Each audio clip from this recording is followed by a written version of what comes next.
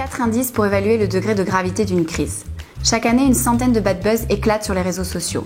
Ils sont à plus de 80% dus à une mauvaise gestion des risques, des signaux faibles qui sont ignorés ou un temps de réponse qui est trop long, parfois plusieurs de ces facteurs combinés. Pourtant, il est primordial pour une marque de bien surveiller sa réputation en ligne afin d'éviter ce type de problème. C'est pourquoi nous allons voir dans cette vidéo 4 indicateurs clés à suivre pour évaluer dès le début le degré de gravité d'une crise. Pour illustrer notre propos, nous allons utiliser le cas de la crise qui est arrivée à Starbucks aux États-Unis et dont l'analyse complète est disponible sur le blog de VisiBrain. Cette crise a été déclenchée par une vidéo. Une cliente a filmé une scène où 2 hommes noirs se font arrêter apparemment sans raison dans un des restaurants. Elle poste la vidéo sur les réseaux sociaux et ça fait un véritable tollé médiatique. Starbucks est contraint de s'excuser par la voix de son PDG et même de fermer quelques semaines plus tard pendant une journée ses restaurants pour dispenser une formation de prévention contre la discrimination. Le premier indicateur à surveiller pour évaluer le degré d'une crise est le volume de messages publiés. Pourtant, il n'existe pas de seuil au-dessus duquel une crise est grave. Par exemple, on ne peut pas dire au-dessus de X 1000 tweets, cette crise est grave. Le volume critique dépend plutôt du volume habituel de messages postés autour d'une marque. Si une marque a l'habitude de faire environ 2000 posts par heure et que soudainement elle se met à en faire 5000, on peut penser qu'il y a un problème. Donc 2 points. Il faut d'abord connaître le volume moyen de messages postés sur votre marque et dans un deuxième temps, savoir lorsque celui-ci est dépassé. Comme vous ne pouvez pas toujours être derrière votre écran, le mieux est d'investir dans un système d'alerte. Un système d'alerte comme celui de VisiBrain vous envoie un SMS ou un email dès qu'une anomalie est détectée sur une veille, dès que le volume moyen de messages est par exemple dépassé.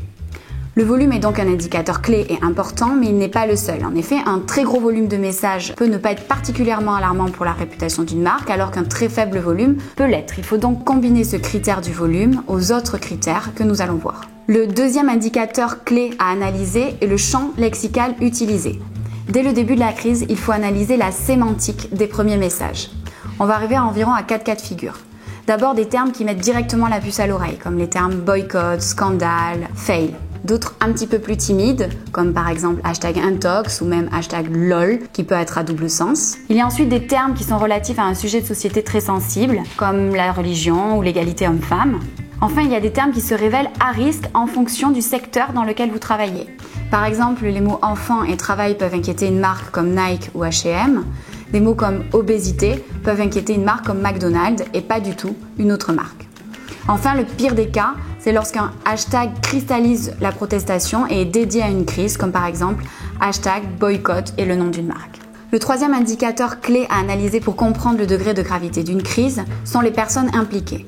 Une information, une anecdote peut très rapidement devenir un bad buzz en fonction des personnes qui la relaient. C'est pourquoi il faut identifier des profils à risque. Des profils à risque, c'est par exemple les médias, les journalistes, ou encore les activistes, ou bien les influenceurs, qui sont ces personnes qui ont réussi à ramener une communauté qui les écoute autour d'eux. Tant qu'un buzz reste cantonné dans une même communauté, c'est-à-dire que les informations s'échangent entre personnes d'une même communauté. Il peut y avoir énormément de volume brut, mais ne pas être forcément alarmant pour la réputation de la marque. En revanche, lorsque le buzz commence à passer d'une communauté à une autre, là, il peut y avoir matière à s'inquiéter. Le quatrième indicateur à prendre en compte est l'internationalisation du buzz. En effet, un bad buzz est très fortement influencé par les valeurs et la culture d'un pays. Une anecdote ou une information peut passer complètement inaperçue dans un pays et faire un véritable tollé dans un autre. Si des médias étrangers parlent d'un incident qui a eu lieu dans votre entreprise, ça veut dire que le degré de gravité est suffisamment fort pour faire consensus.